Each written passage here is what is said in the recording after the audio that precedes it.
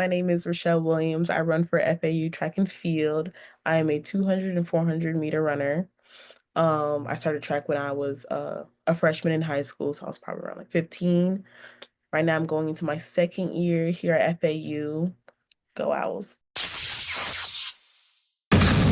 Diversified Game. Learn how to start, run, and sustain your business. Hey, it's Kellen, and today on Diversified Game, these interviews I love to do because everybody asks me, Kellen, I know as a sports agent, is it like Jerry Maguire? How is it? Have you met Dion? What are the NIL deals? How many millions have you done? Well, before I tell you about any of that, I like to bring the athletes who are actually in the mix, looking good, having good grades so they stay, qualified to be able to be athletes.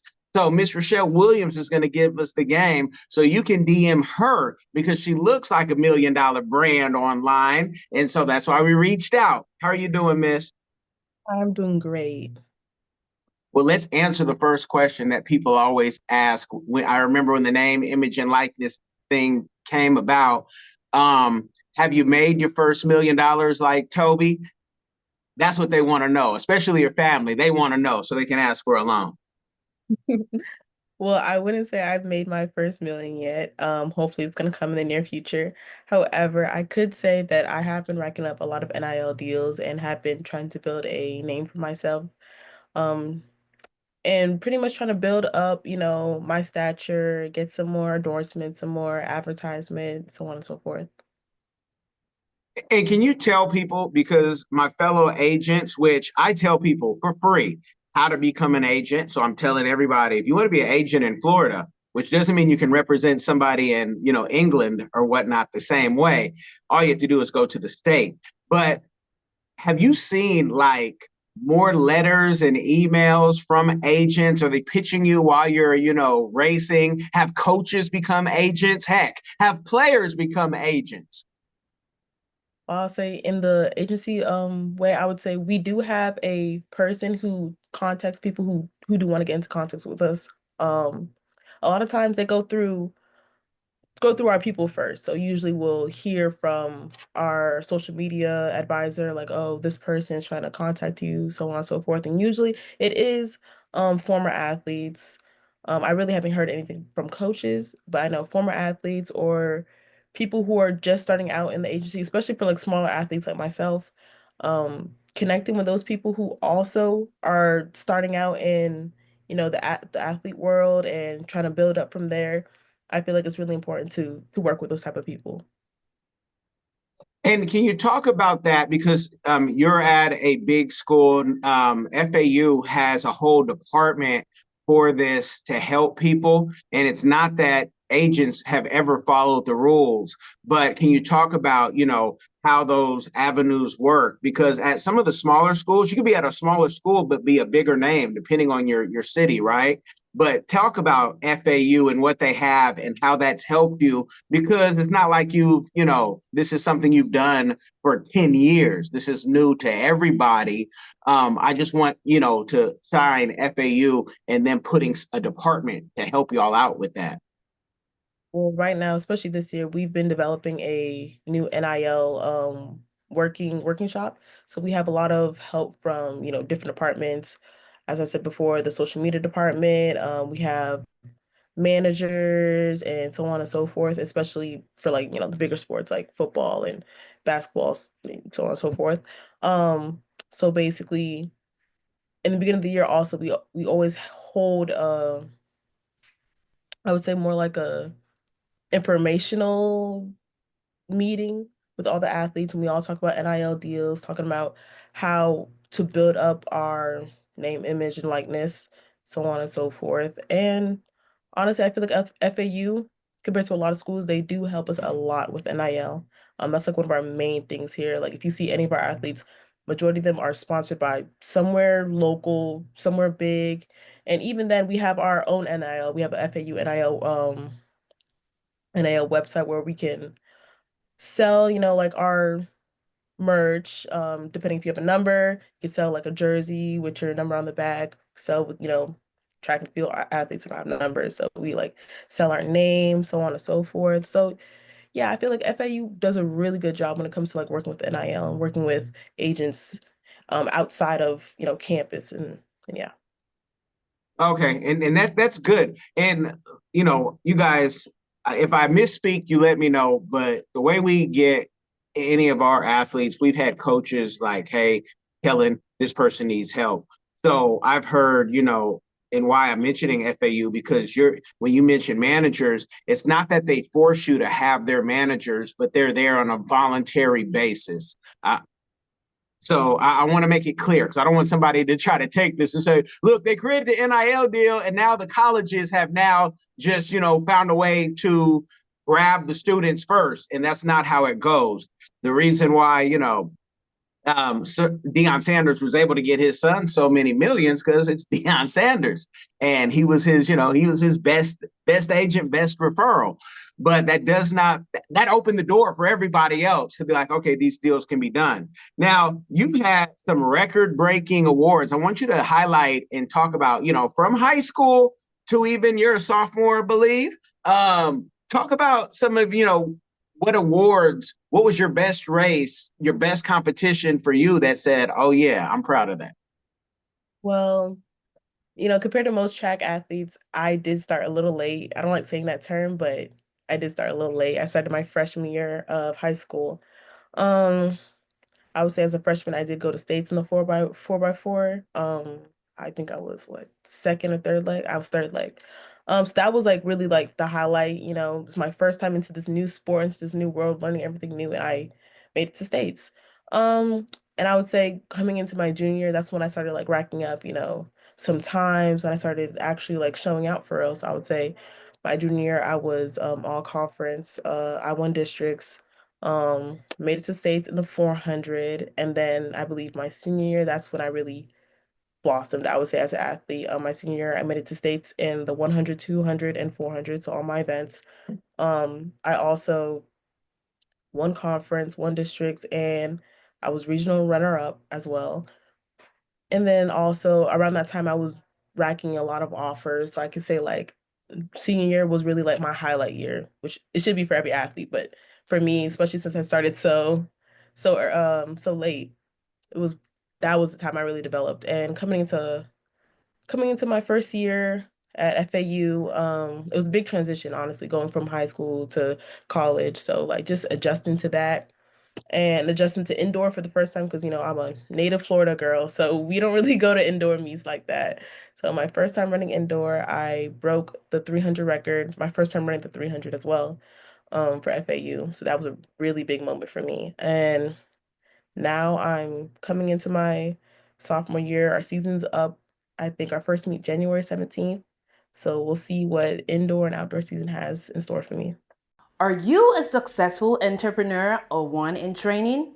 You've got the vision, but do you have the right partner to build your brand, your team, and your future online and off? At CPRfirm.com, we offer expert consulting, financial guidance, and life coaching because we believe in doing life with our clients. After all, what is it for a man to gain the world and lose his soul? Founded by Callan Cash Coleman, we help our clients not only succeed but plan to retire rich. Your business deserves the best. Start building your legacy today at CPRfirm.com. And can you talk about, when you're in this now and you're seeing the deals and everyone's just talking about the deals, how do you keep yourself level with, what? I can make some money right now, but I'm here to be a student. That's what I'm, paid to be a student. And I believe it's computer science that you're studying. Get into, you have your track life, but computer science can take you into a world of government contracting and you are creating something that can make you millions, if not more. How do you keep like a balance in between? Well, I would say the way I really keep a balance in between is because I know, even though I know I want to go pro in the future, I know that sometimes that's not always, the path God wants us to go. So I really do prioritize education. I really do prioritize getting my degree and learning as much as I need to learn, especially since I am going to college for free. This is a gift. A lot of people don't have the opportunity to go to college for free, so I'm going to take every opportunity I can, go to college for free. If I can make get some deals on the side, that's fine, but that's not my main priority right now. My main priority is to be the best athlete I can be and be the best student I can be as well. Have you looked at whether it's in computer science or track? Like, do you have mentors or people even online that you see to say, I want to be that person? And I mean this for the good and the bad, because when I was in grad school, I can remember some of my mentors, I knew I did not want to be them. They didn't have anything that I had. I was already traveling the world from my bachelor's. But are there any people that you might say, I like what they do and how they do it, but I don't want to do it like them? Or you want to do it like them, either or, but I don't want it to make it seem like I want to follow them, right? But it could be like I don't want to follow a bad example either. So how do you work that out, whether it's computer science or track and that mentorship part? I feel like right now I don't have a mentor. So right now I'm kind of just doing everything solo right now, which is kind of hard, but I'll get through it. I would say I do have a few track athletes I look up to who I see are doing the best of both worlds, becoming going pro and also following in the career. I would say like for example like Sydney McLaughlin. I would say Shelly Ann Frazier, and a few other athletes I can't name off the top of my head. But those women also have shown a way to like, oh, I'm pro, but also I'm capable of other things. I'm capable of doing this, being a mother, work, working STEM, so on and so forth. So I just feel like I have people I look up to, I would say, but I don't have a mentor as of right now. Okay, and you said being a mother, so you have a child, No, I do not. huh? No, I do not. I do Okay, not. no, not yet. Okay, scratch that. Okay, okay. But being a mother in the future, I got you. I Yeah, got you. I yeah. It's got just like you're more than an athlete. Shelly Ann was a mother. you. She's pro, but she's also a mother. Just stuff like that. Like you're more than your identity is more than being an athlete. Is what I'm saying. Okay, okay. And there's somebody in track that off air I'm gonna introduce you to if you ever say for the track piece, I need some help because there are some great people out there who have been doing things longer than you and I have been alive. But it's like, how do you find them? And a lot of times people say, where are the good people? But you got to seek them. You got to, I'm seeking good interviews. I think I found you after interviewing Promise Mm. Cross, and I was like, oh, okay, I see a star. I see a star. Let me see, and it was just something about you. And I did my digging. I said, okay, she doesn't suck because you could look great online, but your numbers might be, whatever. So I want to talk to people who have the promise and some passion. Now, are you looking at going to the Olympics in the future? Is that something that you even want to do? Yes, definitely. Yeah. Okay. Because that's not every athlete. Some people say, man, I could make more money not going to Olympics, or I could just go to all the other competitions, but maybe I don't want to put that pressure on myself. Um, if you were to go to the Olympics, what year are you thinking or preparing for? I would say because I do have to focus on getting my master's. I do graduate this spring, so I got to work on getting that degree first. But I would say the Olympics comes only every 4 years, so the very next Olympics, you'll probably see me Mhm. there, um, representing Bahamas as well. So had to put that out Oh, there.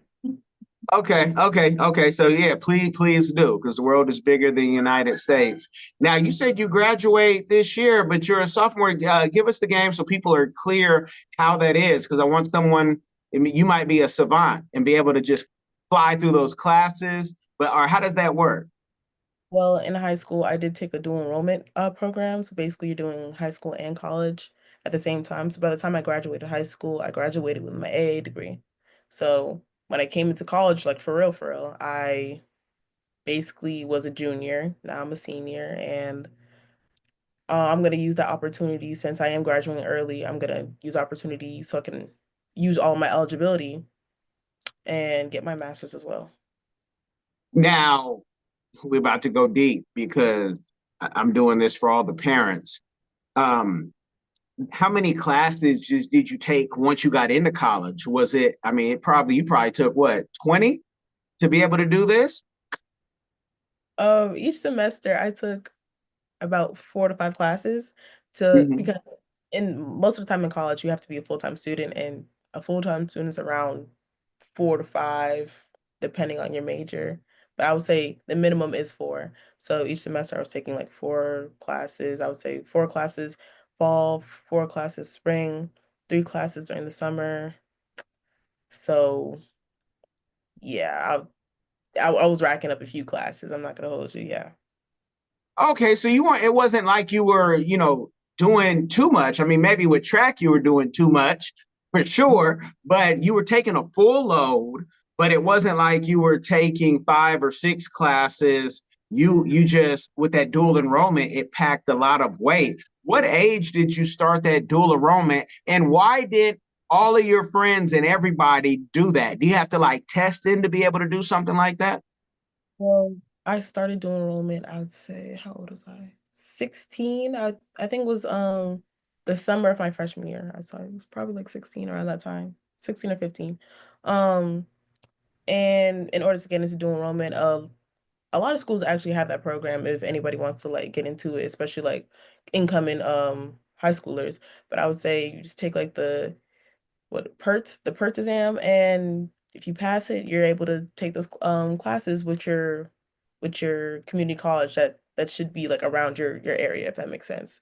Um, but no, honestly, I really do recommend, dual enrollment, especially like for I would say especially for like majors like my major, like STEM and like, the little engineering majors. I feel like those majors, getting the GED out of the way and really just getting to your core classes as soon as you get into college, I feel like that really did help me, especially since like it kind of gave me it kind of gave me like experience before I actually get into college, because in college, if anybody's a STEM major, they know like first classes, they expect you to know half of the book.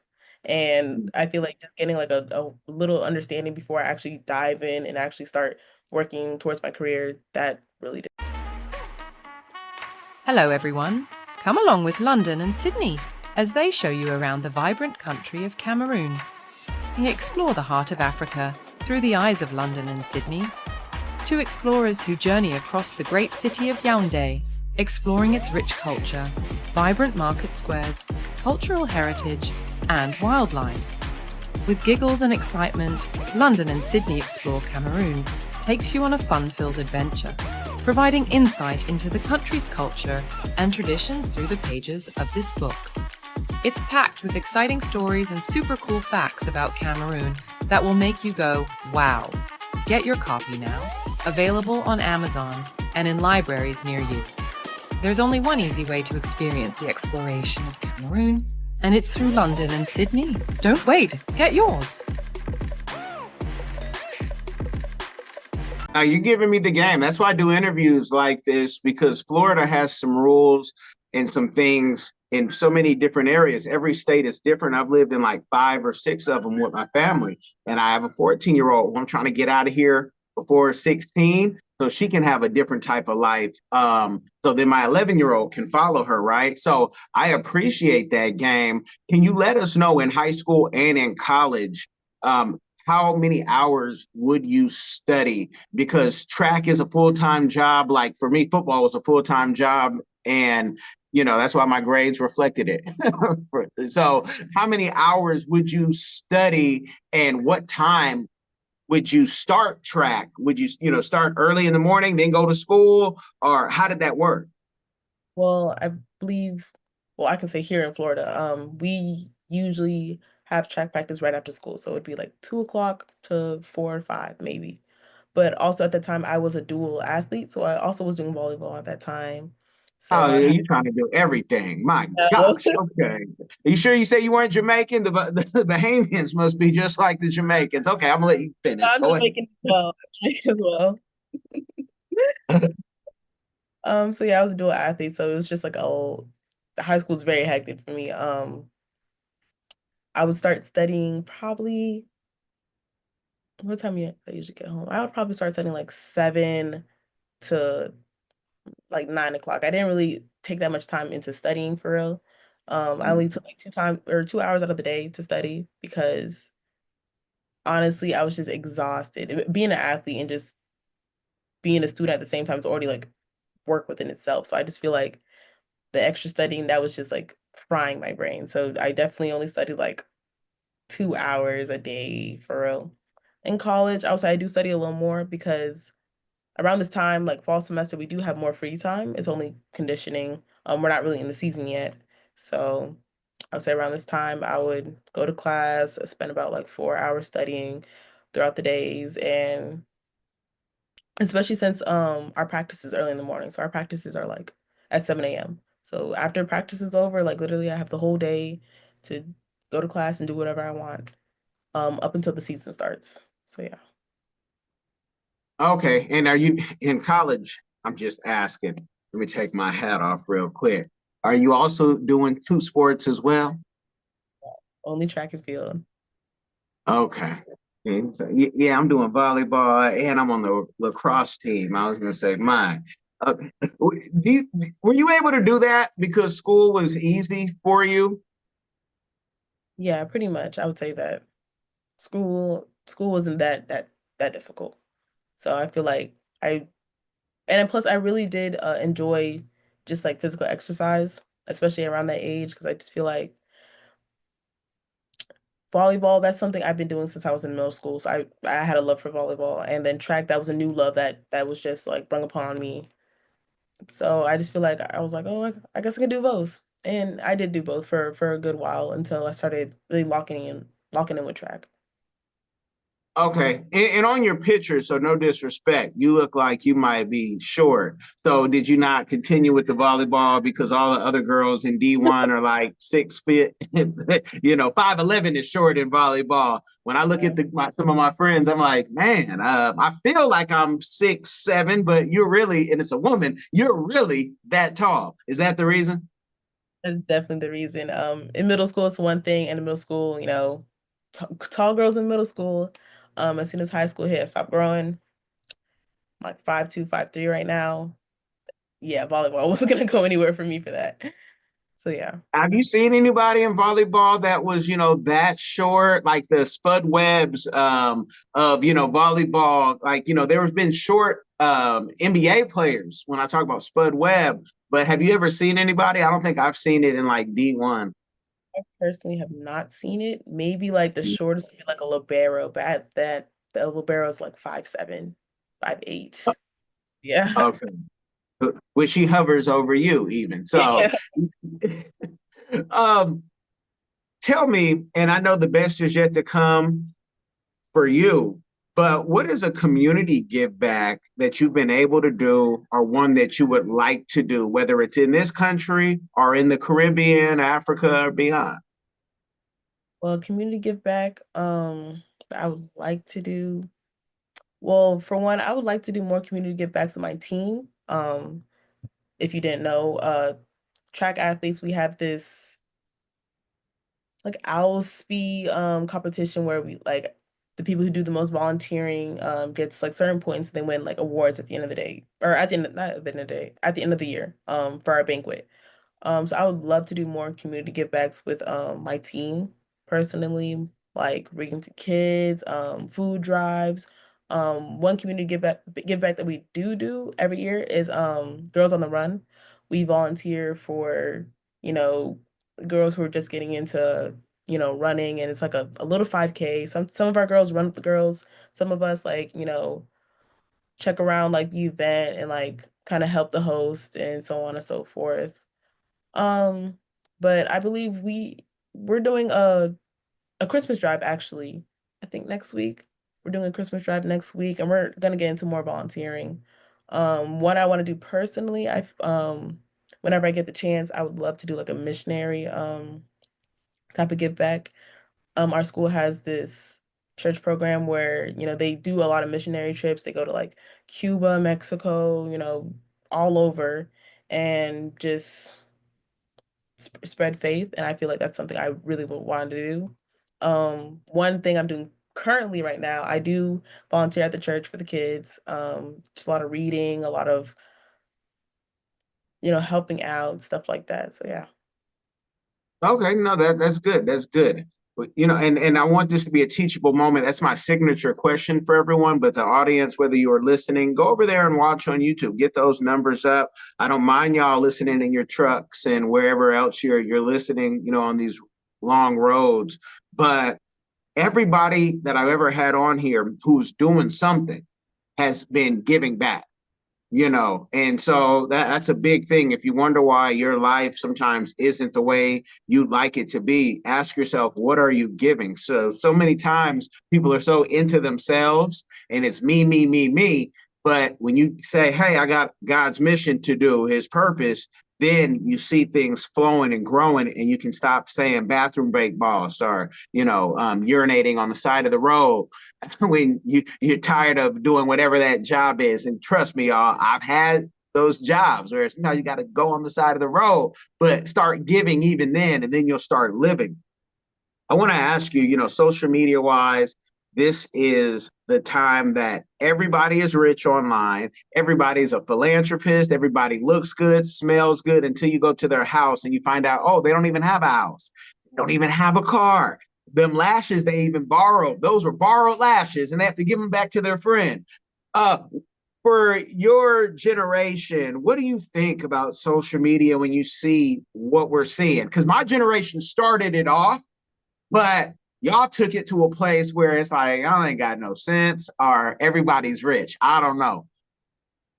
I honestly do agree. Social media does show rose-colored lenses. A lot of people are really looking for like social media status instead of, being authentic nowadays, which is something I can definitely agree with. I just feel like seeing social media and seeing only the good things they show while people, are looking like, oh my gosh, their life is so great or they have so much money. In reality, that's not the truth. And I just feel like social media really is it's playing mind tricks on people.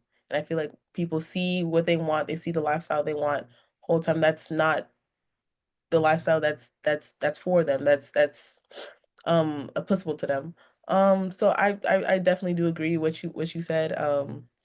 This generation, I'll say my generation, is kind of going overboard with, the whole social media aspect and like comparing their life to what they see on online and not really looking at the big picture. And is there something that, you know, my job is as a consultant and a PR professional and as an agent is to make sure my clients retire rich. That's the whole point of all this. But I've done this for like 20 years, and so it's been a lot of stumbles of trying to get people. They get a record deal and then they feel like they're rich, but no, you just got fame. You don't have the riches yet. Is there anything that we can do to help and let people know? I have this podcast on my website. On ColemanPRFirm.com. I put blogs out to help content creators and medical doctors and whoever wants to make some money. But is there something we can do in a way that we can do it? Do I got to get Charleston White to come do a rap with me with Kendra G? And both of those people are 40 plus like me. So who do I got to get people's ear to say, hey, this money you think you have, it doesn't last the way you think it does. So you got to invest it. And that's how you really get rich and then wealthy.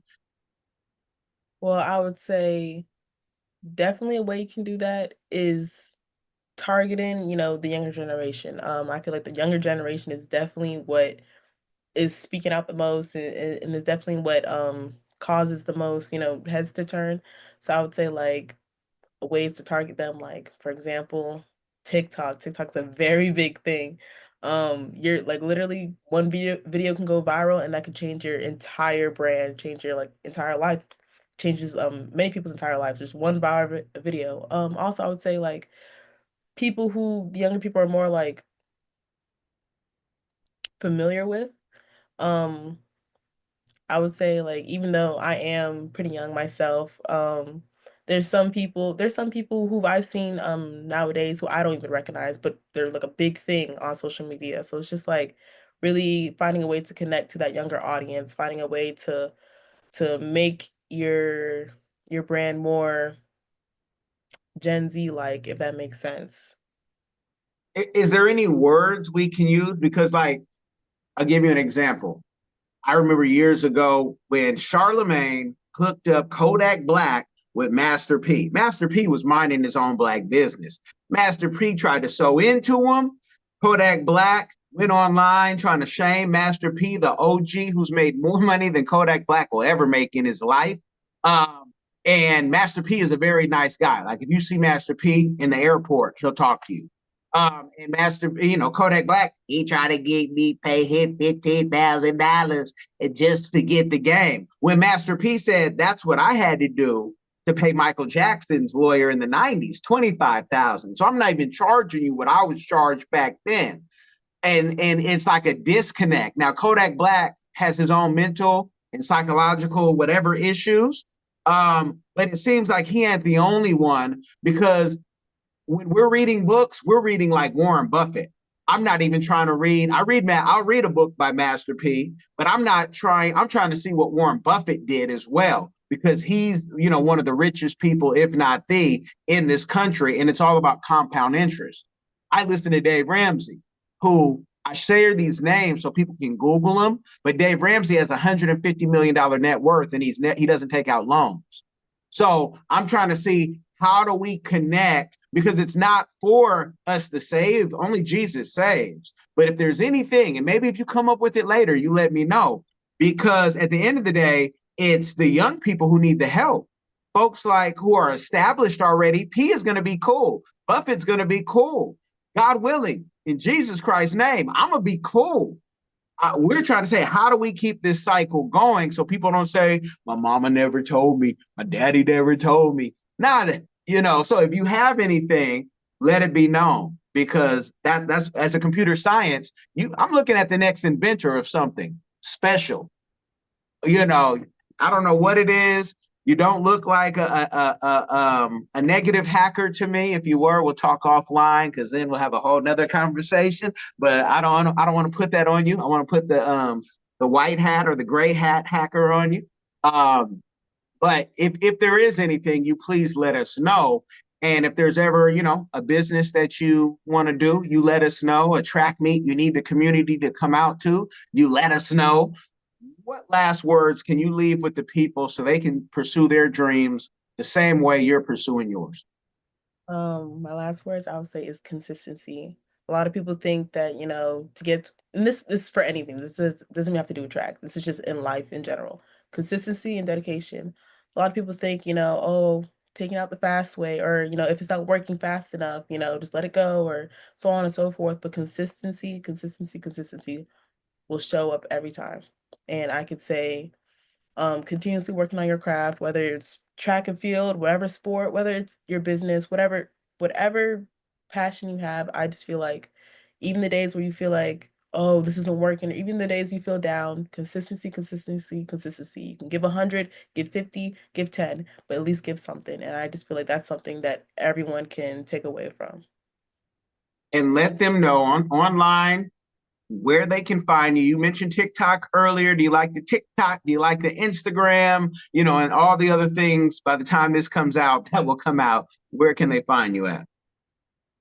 Well, my official track page is Richelle_LW on Instagram. My personal page is Sashwinkle, SASHWINKLE on Instagram as well. Those are the main things I'm really on for. I'm not really on TikTok, but maybe in the future I'll get on my TikTok grind. If you can monetize it, grind on, grind on. You guys, I could go all day, but I want to make sure I leave something so when she does start, whether it's her TikTok or her YouTube, that you guys have something to say, oh, I didn't know about that. So I'm not going to be as nosy as I could be, but I thank y'all for coming to the end. I want y'all to make sure you can make your comments, you can like, but most importantly, I want you to share this game with somebody. It will change their life. And always remember, y'all, share it Be blessed. This is a family business. It's different. Are you tired of the violence, tired of the injustice, police brutality, rampant discrimination, lack of gun control in this failed bias socioeconomic experiment called America? Or maybe you need a break from the relentless grind and want to regain control of your destiny, your wealth, your health, and your purpose. DiversifiedGame.com has the right course for you. Prepare for my first trip to Africa. Looking to reconnect with your roots, start a new business, or just a fresh start. Africa, aka the motherland, is waiting. Don't let the Chinese and the Mzungus have the fun and also take over the motherland. From Cairo to Mombasa, from Dakar to Cape Town, Africa has something for everyone, from business opportunities to the most amazing people, safety, leisure, and landscapes. The opportunities abound. It is time for the diaspora to reconnect with their roots. Time to reconnect with the birthplace of humanity. Africa is the last frontier.